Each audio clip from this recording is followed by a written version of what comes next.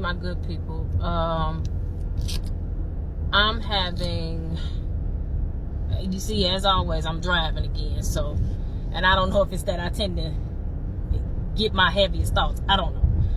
But actually, that's not true, because this particular thing is something that has been weighing on me for probably a couple of weeks. So, I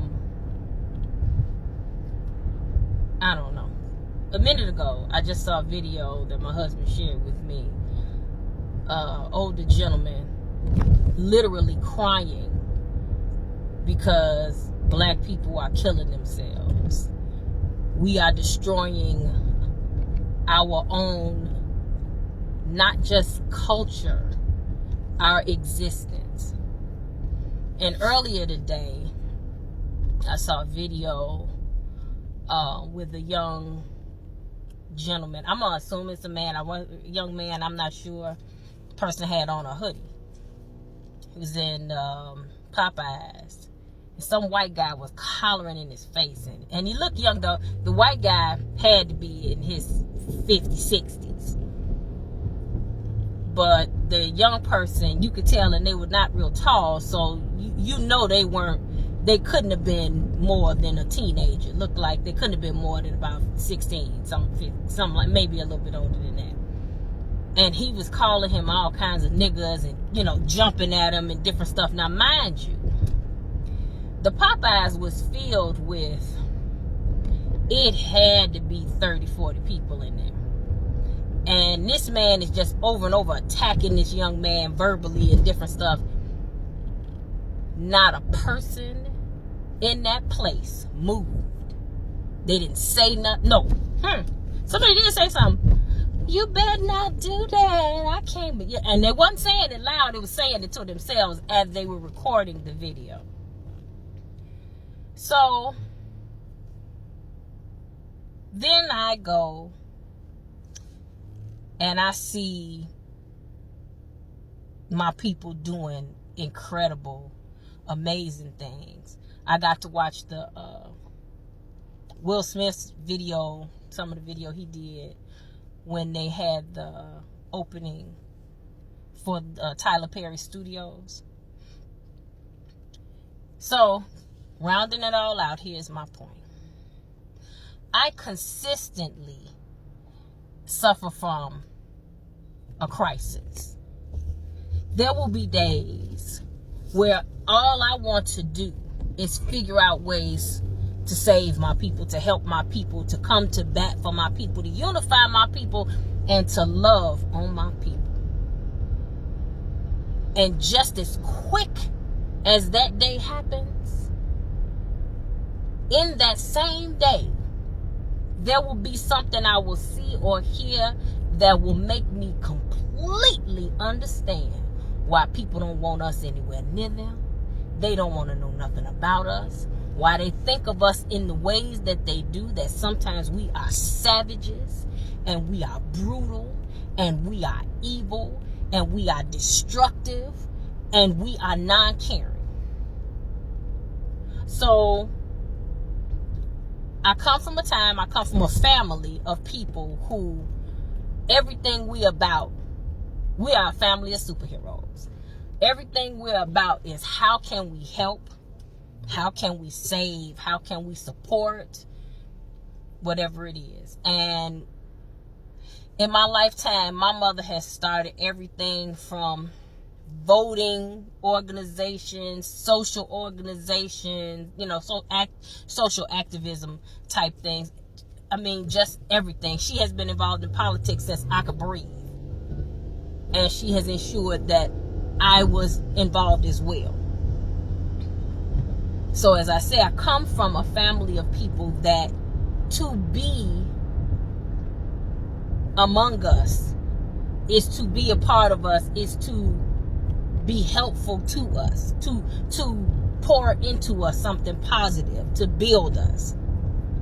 And then when I turn around and see our people do ridiculous stuff, how could you stand there and get a piece of chicken, which I'm sure everybody got in their house at some point? That's a staple in most people's houses. You let them berate and belittle and attack this young person without anybody coming to his or her aid. Even if you weren't gonna jump and don't give me that, oh well, he could have had it. I don't want to hear that mess. I don't want to hear he could have had anything. He could have, and you could have said something, because guess what? Whatever it was, and not only just did the people in the line not say nothing, the people in the restaurant didn't say nothing. And the fact that this old racist piece of crap was attacking this young person showed his complete cowardice. Because you wasn't going to jump in the face of nobody old. You wasn't going to jump in the face of nobody grown. You wasn't going to touch now one of them big grown men in that. You weren't going to do any of that. You wasn't even going to do that to some woman in there. But you attacked the weakest person you could find. And the only thing we could think to do is stand there and say that ain't got nothing to do with me and make sure my order is right. Come on. Seeing that video of that older gentleman crying, begging us to be better, to stop destroying our people, destroying us as a people, broke my heart in ways I could never even explain. Because I spend my days trying to figure out what can I say to somebody. Now, let me be clear.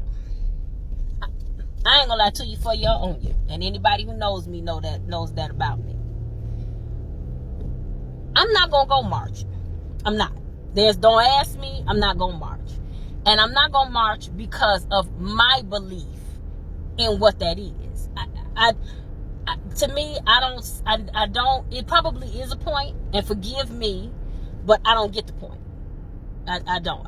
These days and times, I just don't. There are things I want to do, and I absolutely can be accused of being one of those people that I want to do things, but it's always the thing, I want to do it how I want to do it, or what it is I think would be helpful.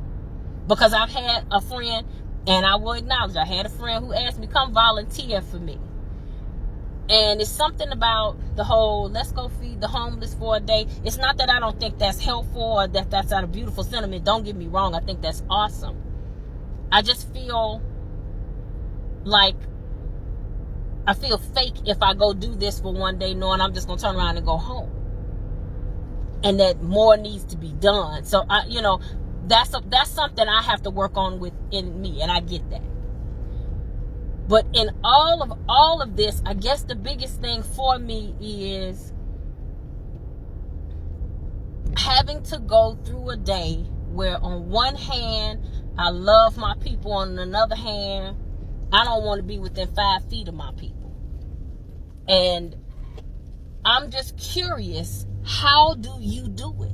How do any of us do it? How do you manage, if you're a black person, you're a sister or brother, how do you manage to go throughout your daily day, your daily life, with everything that's going on in the world, with you not being sure if you can call the police because you're not sure if they coming to help you or hurt you, if you're not sure where your help is, or who you can go to support you, or any of that, and also wanting to do all these things, but also feeling like it's like you're not safe in their community, you're not safe in your own community, you're not safe among other people, but you're not safe among your people. You're not loved in other places, but you're not loved in your own places. How do you reconcile that yourself in that day-to-day life? Because I'm going to be honest with you, I'm having more than a problem being able to do so. I wake up days where the only thing I want to do is help. The only thing I want to do is save. And the only thing I want to do is inspire. And then I wake up and all I can do is cry. Because I sometimes hate us. I sometimes just honestly hate us. And I don't know how to stay sane in that. You know? I don't know how to stay sane in that. I'm trying. God knows I'm trying. Because I got family who need me and all of that. But I don't know how you do it. And if you got ways to tell me how to do it, or you doing something special, I love when I get to watch my friends and they live their lives, and and they're living their lives and they're having such a good time. And then I see them doing that. And then I sometimes wonder, do you ignore what's happening out here? Or do you just, are you pretending like that's not happening? How do you always talk about, hey, I'm over here and I'm having a good time and life is great? But then I watch people like my husband, and I'm sorry, who seems to get a daily, consistent dose of the horrors that we experience as black people all day, every day. That's his breakfast, lunch, and dinner, it seems like. And I can tell how it would affect anybody. So I'm praying for us to be better, or for something to change, or for something.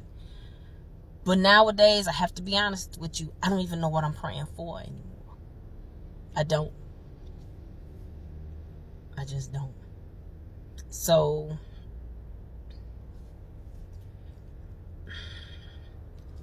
all I can say is just peace.